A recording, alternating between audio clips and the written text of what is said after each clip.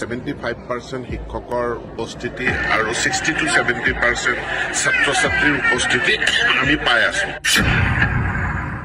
শিক্ষা হেতুটো অধ্যয়ন কৰিবৰ কাৰণে গতিকে যেতিয়া বিশেষজ্ঞ কমিটিয়ে অধ্যয়ন কৰি আছিল আমি শিক্ষা হেতুটো এনফোৰ্স কৰা নাছিলো কেন্দ্ৰীয়ভাৱে মনিটৰিং কৰাৰ কাৰণে এটা বিদ্যা সমীক্ষা কেন্দ্ৰও আমি স্থাপন কৰিছো মানে এটো যাতে টিচাৰ ফ্ৰেন্ডলি ষ্টুডেন্ট ফ্ৰেন্ডলি এটা এপ হয় সেইমতে আমি শিক্ষা ক্ষেত্ৰটো ফুল প্ৰুফ নেকি স্যাৰ কাৰণ হাইলাকান্দিত এটা কথা ওলাইছিল যে কাষৰ স্কুলত এটেণ্ডেঞ্চ দি নিজৰ স্কুলত নাযায় এনেকুৱা এটা প্ৰুফো ওলাইছিল এডিসি এডুকেশ্যনৰ কাছে যে শিক্ষককো পোৱা গৈছে তেনেকুৱা অৱস্থা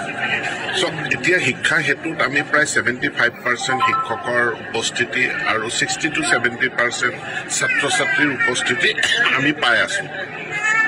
আমি কেন্দ্ৰীয়ভাৱে মনিটৰিং কৰাৰ কাৰণে এটা বিদ্যা সমীক্ষা কেন্দ্ৰও আমি স্থাপন কৰিছো মাজত আমি কিছুদিন ৰখিলো এই কাৰণে যে অসম চৰকাৰে এখন 3জনীয়া বিশেষজ্ঞ কমিটি গঠন কৰি দিছিল শিক্ষা হেতুটো অধ্যয়ন কৰিবৰ কাৰণে গতিকে যেতিয়া বিশেষজ্ঞ কমিটিয়ে অধ্যয়ন কৰি আছিল আমি শিক্ষা হেতুটো এনফোৰ্স কৰা নাছিলো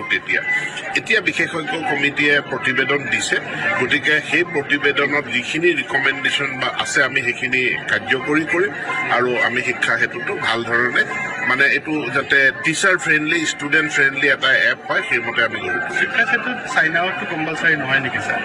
টিচাৰ্ছৰ সাইন আউট মইতো ক'লো যে এতিয়া আমি এইটো এক্সপাৰ্ট কমিটিৰ ৰিপৰ্টৰ পাছত আমি নতুনকৈ আৰম্ভ ইতিমধ্যে আমি ৰেচনেলাইজেশ্যনটো মাজত আমি অলপ কেন্দ্ৰীকৰণ কৰিছিলোঁ এতিয়া পুনৰ বিকেন্দ্ৰীকৰণ কৰি জিলাসমূহক কৰ্তৃত্ব দিয়া হৈছে গতিকে জিলা শিক্ষা বিষয়া আৰু ডিচি তেওঁলোকে ৰেচনেলাইজেশ্যনটো সম্পূৰ্ণ কৰিব কোন অনিয়মিত শিক্ষকৰ কথা কৈছে মই ধৰিব পৰা নাই এইখিনিতো 2021 সমাধান হ'ল বাকী যি অৱশিষ্ট বাকী যি প্ৰভিন্সিয়েলাইজেশ্যনৰ 2-এটা ইছ্যুজ থাকি গৈছে তাৰ কাৰণে কেবিনেটে এখন সাব কমিটি গঠন কৰিছে